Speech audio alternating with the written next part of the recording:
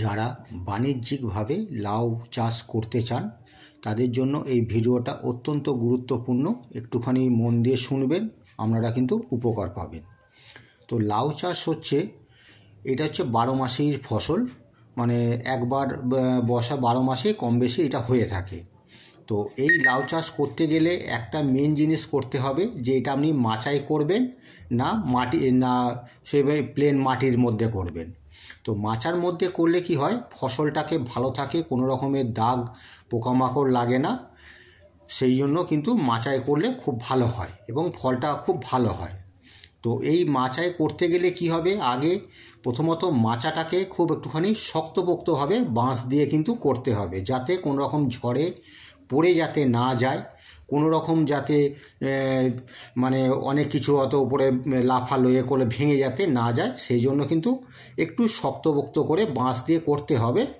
এবং মাঝে মাঝে কি করতে হবে, একটুখানি তার দিয়ে একটু ঠ্যাংনা দিয়ে বেঁধে দিতে হবে।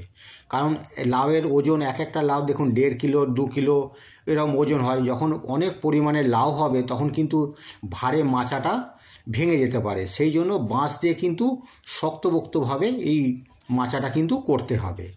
এবং এই লাউ গাছ দু রকমের আছে, একটা হচ্ছে হাইব্রিডেরও আছে, প্লাস হচ্ছে আমাদের দেশি যে লাউটা আছে সেইটাও আছে। তো এই দেশি লাউ বসাতে গেলে একটা গাছ বসাবার অন্তত মিনিমাম 4 থেকে 5 ফুট দূরে দূরে এক একটা করে চারা বসাতে হবে, কারণ এটা হচ্ছে খুব তাড়াতাড়ি গাছটা কিন্তু বাড়ে।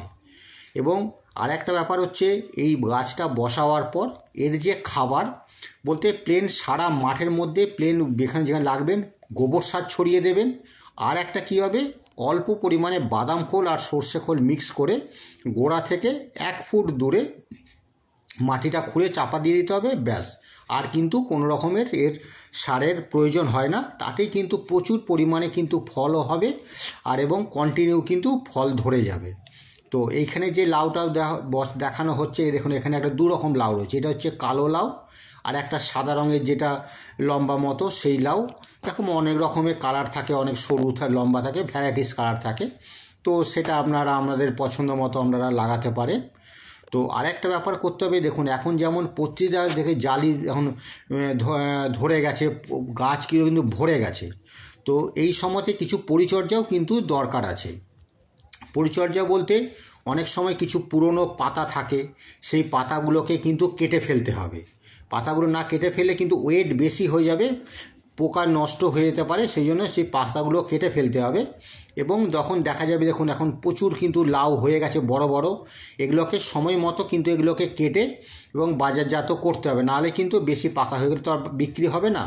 তো দেখুন এগুলো যেগুলো একটুখানি বড় বড় তৈরি করা হয়ে গেছে, সেগুলো কিন্তু কাটা হচ্ছে লাউগুলোকে, দেখুন কেটে কেটে কিন্তু রাখা হচ্ছে। আর এই পুরনো দেখুন পাতা যেগুলো একটু নষ্ট হয়ে গেছে অনেক, যাতে মাচার ওয়েটটা কমে সেই জন্য পাতা কিন্তু কেটে কেটে ফেলে দিতে হবে। তাহলে কী হবে, যেসব কুঁড়িগুলো বেরোবে তাতে কিন্তু প্রচুর পরিমাণে আবার লাউগুলো থাকবে, সব লাউ কিন্তু ধরে যাবে, কোনো লাউ কিন্তু নষ্ট হবে না। এইভাবে কিন্তু পরিচর্যাটা একটুখানি দরকার আছে, আর সময় মতো জল, ব্যাস আর কিছু নয়। দেখুন এবারে কন্টিনিউ কিন্তু দেখুন আপনি লাউ এখান থেকে তুললো